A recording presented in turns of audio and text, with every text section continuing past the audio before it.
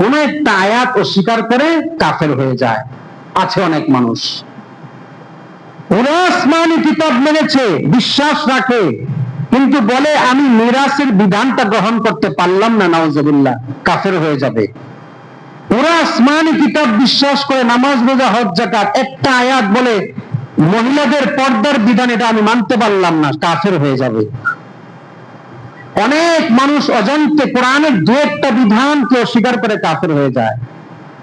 ওয়াল্লাযীনা ইউমিনুনা বিমা উনজিলা ইলাইকা ওয়া মা উনজিলা মিন ক্বাবলিকার অর্থ কি? কোরআনের দুই মলকের ভিতরে যতগুলো কথা আছে সব বিশ্বাস করতে হবে। কোন একটা আপনি মানতে পারলেন না, বেঈমান। অনেক এরকম নামধারী মুসলমান আছে, নামাজও পড়ে, আল্লাহর দরবারে কাফের অবস্থায় উঠবে, কারণ সে কোরআনের একটা বিধানকে অস্বীকার করে বসেছে। সে তার মেয়েদেরকে, বিবিদেরকে পর্দা তো করাতোই না, বরং এটা বিশ্বাসই করতো না, এটা মানতেই পারতো না। আরে আমল করেন না ভিন্ন কথা, কিন্তু বিশ্বাস তো করবেন, এটা ফরজ বিধান, তা মানবেন তো দিলে দিলে, আল্লাহর এটা দেওয়া বিধান। বুঝতে পেরেছেন? এজন্য আসমানি কিতাব কোরআনের উপর পরিপূর্ণ বিশ্বাস করতে হবে, আপ টু বটম, একদম পুরা, কোন বিধানকে অস্বীকার করা যাবে না।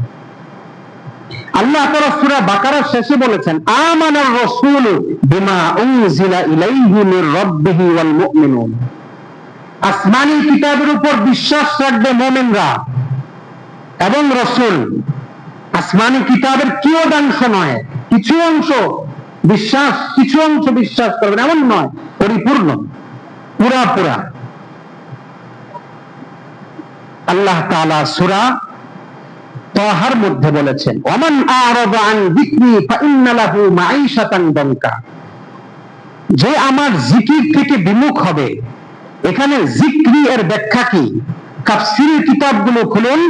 জিকরি এর ব্যাখ্যা হলো আমার দেওয়া আসমানি জীবন বিধান, অর্থাৎ আসমানি কিতাব, নির্দেশনা, আসমানি হেদায়েত, এর থেকে যারা বিমুখ হবে, ফাইন্না লাহু মাঈশাতান দানকা, তাদের জীবন হবে বড় সংকীর্ণ।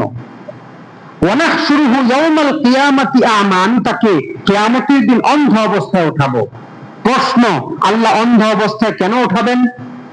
কারণ দুনিয়াতে তাদের চক্ষু ছিল, থাকা সত্ত্বেও আল্লাহর কিতাব দেখে নাই। দুনিয়াতে তাদের আকল ছিল, থাকার পরেও কোরআন আসমানি কিতাব বোঝে নাই। এজন্য আল্লাহ তাআলা কিয়ামতের দিন চোখ থাকা সত্ত্বেও যেহেতু কিতাব দেখে নাই, বোঝে নাই, কিয়ামতের দিন তাকে অন্ধ অবস্থায় উঠাবেন। কেন চোখ দিয়ে কিতাব দেখলি না? আমার কিতাব কেন বুঝলি না? তাহলে এখানে মোট কথা, ঈমানের বিষয়ে আসমানি কিতাবের উপর বিশ্বাসের অর্থ কি? অর্থ হলো পুরা কোরআনের প্রতিটা আয়াতকে দিল থেকে বিশ্বাস করতে হবে, এটা আল্লাহর বিধান, এবং মানতে হবে, কবুল করতে হবে। মানা, আমল করা দুইটা ভিন্ন জিনিস। আমল মানে আমি পর্দা আমার মেয়েকে, স্ত্রীকে করালাম, কখনো পর্দার বাইরে যায় না। আমি আমল, নামাজের উপর আমল করলাম মানে 5 ওয়াক্ত নামাজ জামাতের সাথে, গুরুত্বের সাথে পড়লাম।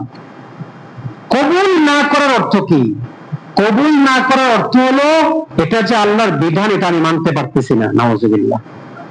যদি আপনি এটা আল্লাহর বিধান দিল থেকে কবুল করতে না পারেন, তাহলে ঈমান নাই।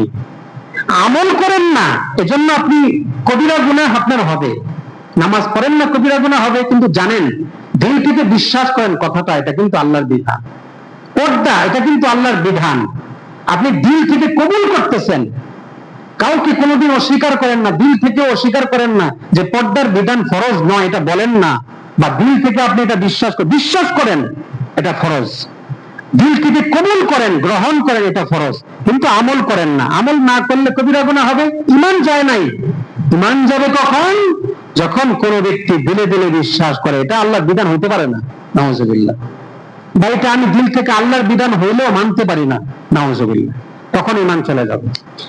তাহলে আসমানি কিতাব এবং পূর্ববর্তী যত আসমানি কিতাব দুনিয়াতে এসেছে, সমস্ত আসমানি কিতাব এবং সহিকার উপর বিশ্বাস করতে হবে যে এই সমস্ত হেদায়েত নির্দেশনা, বিধানাবলী, এগুলো আল্লাহর পক্ষ থেকে ছিল, সত্য ছিল, সঠিক ছিল।